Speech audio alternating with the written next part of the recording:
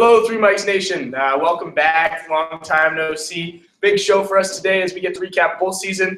Another reason we've got a live audience for the first time in Three Mics history out here. Yeah, there we go. So much excitement in the room today. Let's just get right into it. I think one of the best bowls we've watched so far was that game between TCU and TCU and Oregon and the Alamo Bowl. And the biggest story going into this game was definitely the suspension or arrest as well of Trevone Boykin going into the game. So he was not going to play. Obviously, a key factor, that TCU offense. What did you guys like about this game? Yeah, you know what? I saw the statistic in the first quarter of that game that Trevone Boykin's been, I think, 58% of the TCU offense over the past 2 years, and that's the highest of any player in college football. So I think this is you can't say how big of a loss it was to not have Trevone Boykin in there, and I think that sort of shifted the momentum of the game early on. You saw TCU wasn't really used to playing without him.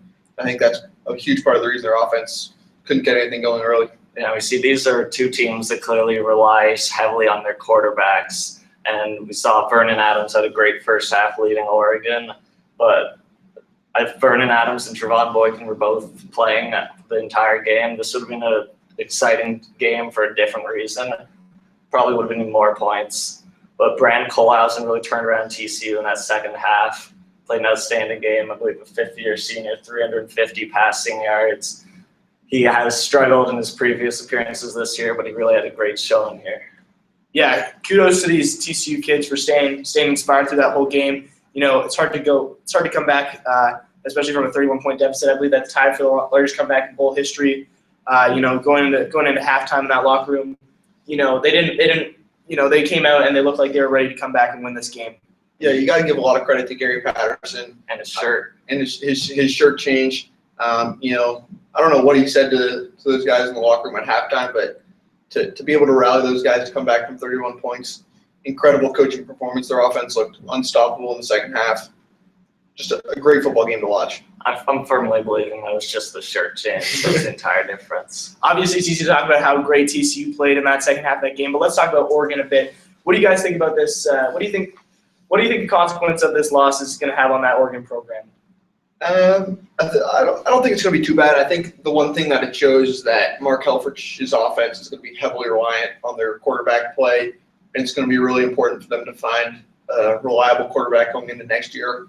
Vernon Adams played really well for them this year, but he was just a graduate transfer. They're going to need someone who is going to be a little bit younger, who can be in that program for a couple of years, so they can start to get some really consistent play from that position. Let's see, Mark Helfrich loves his graduate transfers, and he's getting another one this upcoming year. His name I'm blanking on, but he's from Montana State, I believe.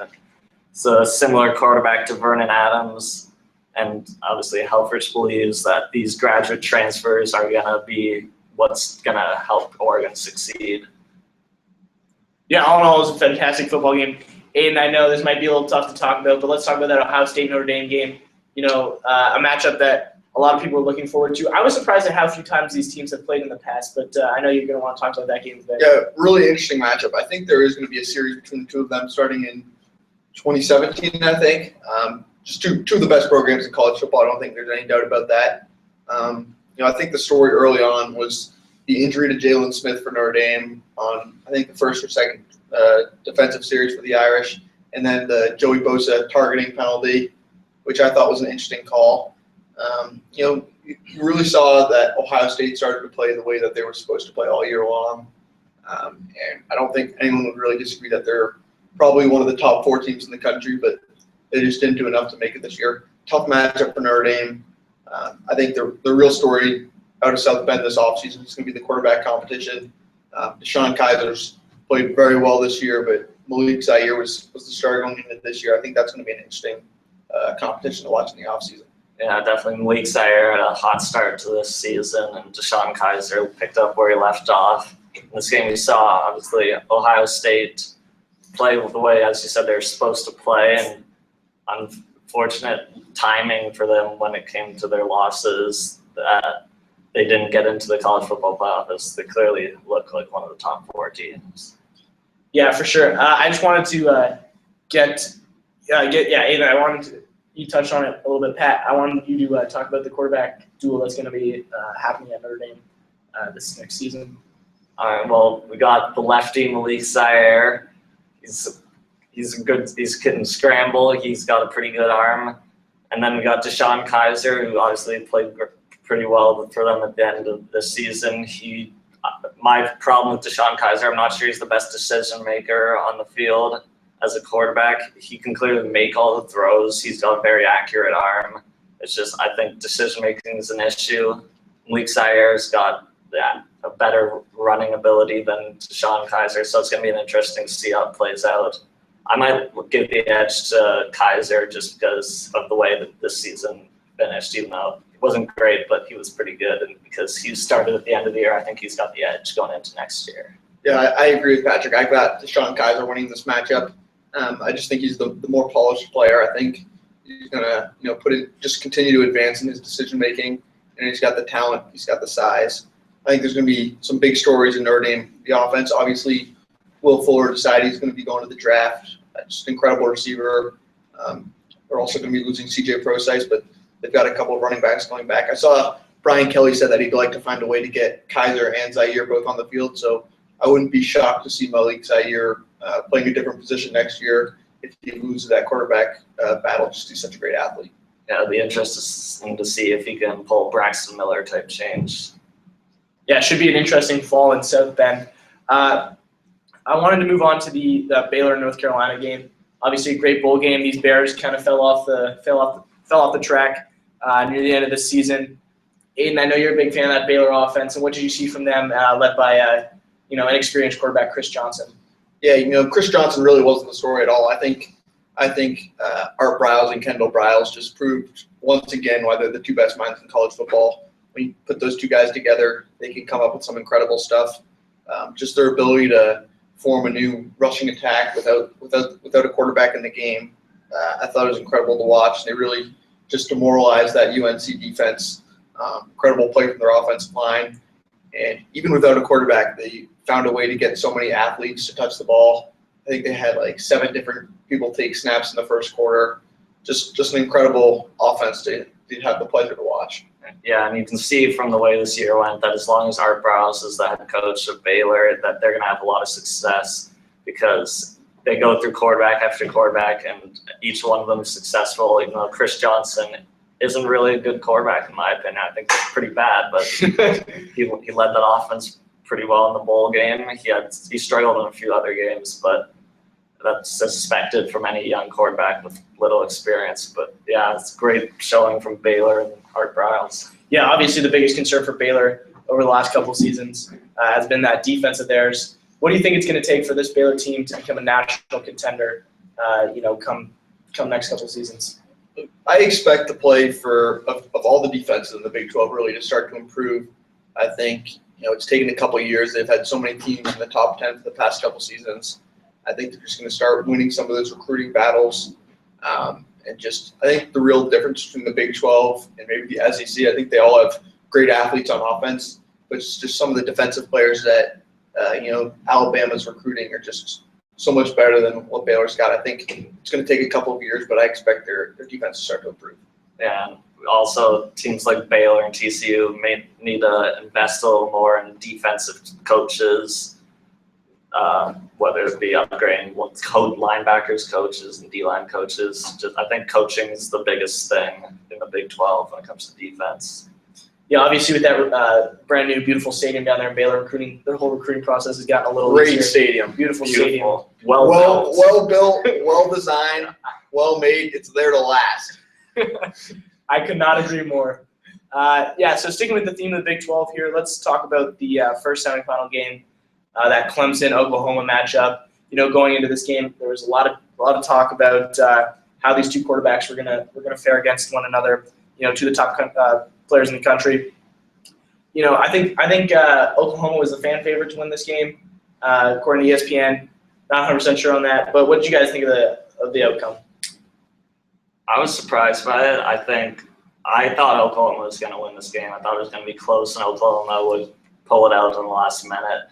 But obviously, Clemson put in a great performance. I love Clemson's defense. Everyone talks about Deshaun Watson and the playmakers on offense, but guys like Ben Boulware, the middle linebacker on defense, that's a defense that can really play ball. And they're going to have their hands full with Derrick Henry on Monday, but I think they're a really good defense. Yeah, I agree with Patrick. I think it's Clemson's defense shutting down the Oklahoma rushing attack, which won this game. Everyone loves to talk about Baker Mayfield, but the reason Oklahoma's offense is so good is because of their ability to run the football. And I think Clemson just sort of shut them down and, sort of tired them out. And then obviously Baker Mayfield had a couple of bad throws. I think that's really what cost them. Yeah, some key injuries to that rushing attack for Oklahoma also played a major role in this game. But you touched on the play of Baker Mayfield a bit. Frankly, I was disappointed, not because he didn't play a fantastic game. He played all right, but we had just seen this guy. We'd almost created a heroic image of this Baker Mayfield all season, and we were just so excited to see what he could do in this game. And he really didn't overperform. He just kind of played a game of football. Yeah, and we here at 3 Mike Sports definitely hyped him up as much as anyone did. I think we're all big fans of him. He's a good player. I think he'll have success in the NFL in the future. Yeah, no doubt he'll be an exciting player to watch over the next couple of seasons. Yeah, I can't wait to see Baker Mayfield next year. I know there's some questions about whether or not he's going to be given another season. Looks like that's probably not going to happen, but he's at least got one more year left at Oklahoma. It's going to be a really fun player to watch. Yeah, so I think we should move over to that other semifinal game. This one, not even close. Michigan State, Bama. Aiden, we'll start with you. What were your thoughts on that game? Yeah, really this SEC Big Ten matchup was really the story of the entire bowl season. We saw it all over Twitter. And this game really encapsulated just the play of the SEC throughout the entire bowl season. It looked like Michigan State had no business being on that field with them. Alabama's ability just to move the ball at will. I think the real story here was that they didn't win because of Derrick Henry. I'm personally not a huge fan of Derrick Henry. I don't think he's that good. I might regret saying that next week, but I think Jake Coker played an incredible game for Alabama, which nobody really saw coming. And I think it's going to be a big story this coming week to see if what sort of offense Alabama chooses to run. Are they going to continue to put so much pressure on Jake Coker, or are they going to go back to Derrick Henry a little bit more? Yeah, it was Jake Coker's coming out party, really. And so, yeah, interesting to see that Lane Kiffin can get that offense going no matter whether Michigan State stops the run or pass. He can make plays wherever they can. And so interesting to see how Lane Kiffin will game plan for the Clemson defense. Yeah, I agree that the play that Alabama offense, that game, just a complete testament to how good of a coach Lane Kiffin is. Great coach. Yeah, Great man. The back factory was exposed in Michigan State this past weekend, and this is anything can happen any given Saturday. Obviously, hindsight's 20/20, but looking at how these matchups panned out, what did you guys think of the committee's decision and who they had where they had them? Yeah, it's always tough to try and look back and correct them, but obviously just for trying to get the best football games, it would have been great to see Ohio State in there instead of probably Michigan State, but that would have been a rematch in the semifinal last year.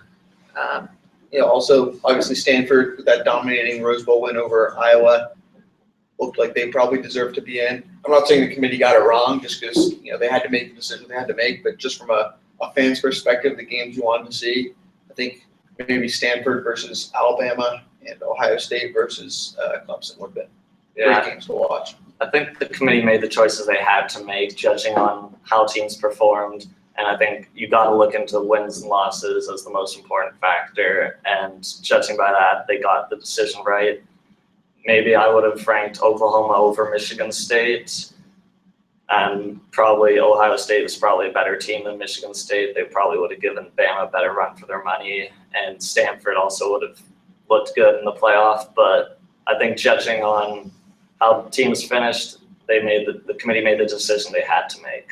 Yeah, I really like that Stanford football team. I think it would have been a great team to have in the playoff. Would have been a lot of fun to watch. And also, had we had that Ohio State-Clemson matchup again in the Orange Bowl, that would have been a rematch of the 2013 Orange Bowl where Clemson walked out victorious. And a fantastic game. Sammy Watkins, Taj Boyd, they really carried that Clemson offense. Yeah. So does that leave us to look ahead to Monday night, where we've got the I guess all this will be decided Monday night when we have Alabama taking on Clemson, Phoenix, Arizona. Aiden, what are you looking for there?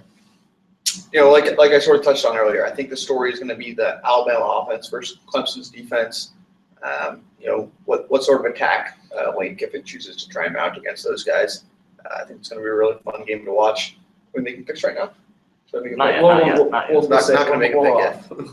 Yeah, the Clemson defense poses an interesting matchup for Alabama, but I think we're going to see one of the best defenses in the last decade of college football. Go and see how they perform against mobile quarterback and Deshaun Watson. I think Deshaun Watson's my player to watch in this game. We got to see if he can make plays against the relentless rush of Bama's defensive line and Deshaun Robinson. So Deshaun Watson's my player to watch. Yeah, I agree. He's definitely going to be the X factor in this game. If he's on, this Clemson team is going to have a much easier time than if he's not playing at his There's best. been so much talk over the past couple of weeks about how the one flaw in Nick Saban's defense over the past couple of years has been when they play against a mobile quarterback. We saw it with Johnny Manziel back in 2012, and then in 2013 again, how he just sort of shredded those guys. I think that's going to be another big factor, just like Patrick said, is, you know, how they choose to try and shut down Deshaun Watson. And we'll see how close Kirby Smart is to the game, the defensive coordinator. He's preparing to take the head coaching job at Georgia, I believe. So we'll see how invested he is in this game because he doesn't really have any future implications from this game. Yeah, I'm really excited to see how this coaching matchup pans out. Obviously, we've got two of the biggest names in college football, Nick Saban, Dabo Swinney. They're squaring off in this game. You know, two great minds. We saw that trick, the fake punt that helped seal the deal for Clemson last week, and should be an exciting matchup. Yeah, I wouldn't be surprised at all to see some trickery from Dabo again. You know, he's a very creative player. He's always looking for very creative coach. Thank you, Patrick. He's always looking for new ways to sort of push the envelope. It's going to be a really fun game to watch. Yeah, I'm excited to see if Dabo's going to be dancing at the end or if Nick Saban's going to be shaking hands and just doing nothing else. Yeah, I'm sure the folks in South Carolina are hoping for some Dabo dancing post game. But I guess Pizza party. Dabo dabs. Yeah. Dabs by Dabo. Yeah, pizza party in South Carolina. I'm sure that's what they're all hoping for. It should be a great game. Before we make our quick picks here, let's go ahead and give out helmet stickers for this past week. Aiden, I guess I'll start with you. Who you got? Take them back to me. All right, I'll go Pat. All right, I'll go with Christian McCaffrey in Rose Bowl. A lot of people think he should have won the Heisman, and he showed why he should have won the Heisman in that game. Right from the first play, caught a 75-yard touchdown pass, had a punt return for a touchdown. Just the all-purpose yards is insane, so helmet stickers got to go to Christian McCaffrey. Yeah, I'm going to bend the rules a bit here, and I'm going to give out a headset sticker. I'm going to Coach Patterson at TCU to keep the boys inspired at halftime there. And the shirt change, as Pat said, that was all part of it. Obviously, great job there to keep the boys in the game and keep them disciplined. You know, my helmet sticker, just sticking with the important games, it's got to be in the college football playoff. My guys, Jake Coker, Patrick said, sort of his coming out party hasn't really been a factor for Alabama, despite being their starting quarterback. You know, their only loss of the season was the game he didn't start. I really think he's going to be a big player on Monday night. All right, well, I guess, this is the season finale of seasons 2 and 3 mics. So we've only got one game to quick pick here, and that's the national championship. Aiden, who you got? Clemson. I think Clemson finds a way. I think it's going to be a comeback in the fourth quarter, and it's going to be an exciting game right down to the last minute. I think Bama's going to look like the better team for the entire game, but Clemson's just going to find a way. Probably some trickery from Dabo Swinney. We've all been doubting this Clemson team all year. Dabo likes to talk about that, but I'm going to keep doubting them. Roll Tide roll. I have Bama winning this game. Easy. All right, that's all we've got in store for today. Until next time, stay up, 3 Mics Nation. See you in season 3. Yeah.